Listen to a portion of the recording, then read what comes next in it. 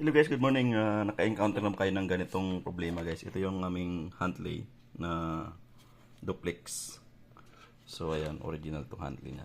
So ang problema niya guys, nireklamo ng user is yung, yan guys, battery charge. So yung battery charge na yan guys, so yan ang issue niyan. So pag tinignan mo naman yung battery niya, so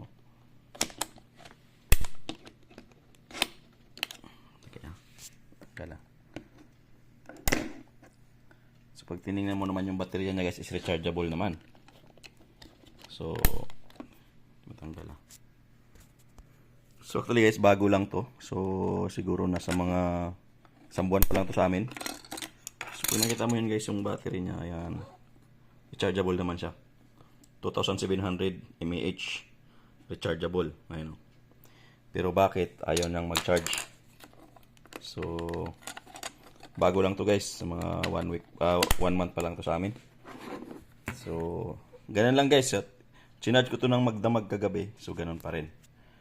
Sabi ng chinarge ng kasama ko, so ganun pa rin.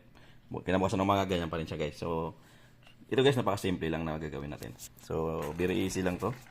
So kasi may mga user kasi na binabago-bago nila yung settings. So ganitong problema guys, nakasit to siya sa not rechargeable na battery. So kailangan mong i-change yung settings. So on mo lang natin. On lang natin yan.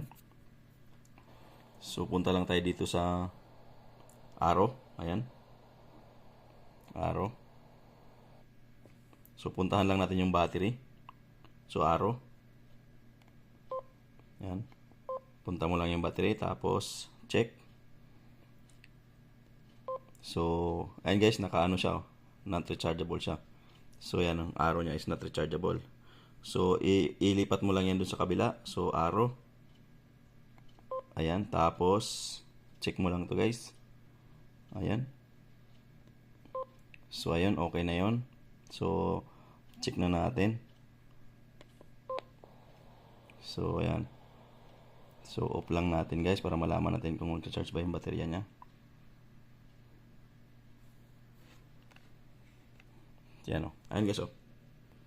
So yan o. Magcha-charge na siya.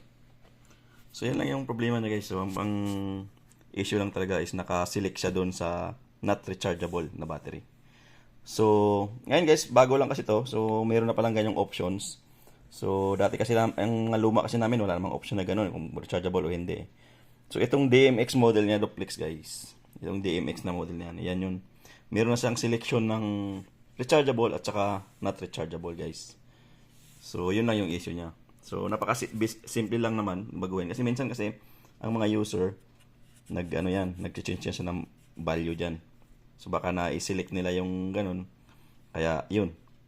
Lumipat doon sa non-rechargeable. So pag non-rechargeable, kahit anong charge mo yan guys, hindi magcha-charge yan. Para protection kasi yun, para hindi masisira yung yung item mo. So ayan yung mga ganong bagong specification ng mga ganito guys na rechargeable, na pwede siyang rechargeable, pwede siyang hindi. So kasi yung mga luma, yung mga old school, so pwede siyang rechargeable, pwede hindi, pero wala siyang selection ng battery automatic. So ito kasi guys, meron na siya. So ayun, nasa-charge na siya. So yun lang guys.